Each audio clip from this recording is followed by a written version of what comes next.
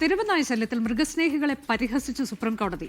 കടിക്കാതിരിക്കാൻ നായ്ക്കൾക്ക് കൗൺസിലിംഗ് നൽകുക മാത്രമാണ് ഇനി ശേഷിക്കുന്നത് എന്നാണ് പരാമർശം. അക്രമകാരികളായ നായ്ക്കളെ കൊന്നുകളയാൻ ഉത്തരവിടണമെന്ന് പത്തനംതിട്ടയിൽ പേവിഷബാധയേറ്റ് മരിച്ച അഭിരാമിയുടെ അമ്മ കോടതിയിൽ പറഞ്ഞു. തെരുവുനായ ശല്യത്തിൽ സുപ്രീം കോടതി സ്വമേധയാ എടുത്ത കേസിലായിരുന്നു വാദം.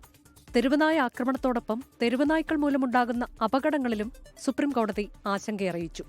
നായ്ക്കളെ ഷെൽട്ടറിൽ പാർപ്പിച്ചാൽ പരിഹാരമാകില്ലെന്ന് പറഞ്ഞ മൃഗസ്നേഹികളെ കോടതി പരിഹസിച്ചു. കടിക്കാതിരിക്കാൻ നായ്ക്കൾക്ക് കൗൺസിലിംഗ് നൽകുക മാത്രമാണ് ഇനി അവശേഷിക്കുന്നത് എന്നാണ് പരാമർശം. തെരുവുനായ്ക്കൾ മൂലമുണ്ടായ അപകടത്തിൽ 20 ദിവസത്തിനിടെ 2 ഹൈക്കോടതി ജഡ്ജിമാർക്കാണ് പരുക്കേറ്റതെന്നും അതിൽ ഒരു ജഡ്ജിയുടെ നില ഗുരുതരമാണെന്നും കോടതി ചൂണ്ടിക്കാട്ടി. നായ്ക്കളെ ഷെൽട്ടറിൽ തീറ്റിപ്പോറ്റുന്നത് കനത്ത സാമ്പത്തിക ബാധ്യത വരുത്തുമെന്നും അത് പ്രായോഗികമല്ലെന്നും മൃഗസ്നേഹികൾ വാദിച്ചു. അക്രമകാരികളായ തെരുവുനായ്ക്കളെ കൊന്നുകളയാൻ ഉത്തരവിടണമെന്ന് പത്തനംതിട്ടയിൽ പേവിഷബാധയേറ്റ് മരിച്ച അഭിരാമിയുടെ മാതാവ് കോടതിയിൽ പറഞ്ഞു.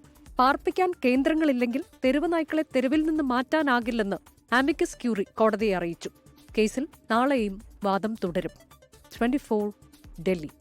ലോകത്തെവിടെയായാലും ഏത് സമയത്തും 24 വാർത്തകളും ഓഗ്മെന്റഡ് റിയാലിറ്റി പാക്കേജുകളും എക്സ്പ്ലെയിനറുകളും വിശദമായി കാണാൻ ഞങ്ങളുടെ യൂട്യൂബ് ചാനൽ നിങ്ങൾക്ക് സബ്സ്ക്രൈബ് ചെയ്യാം.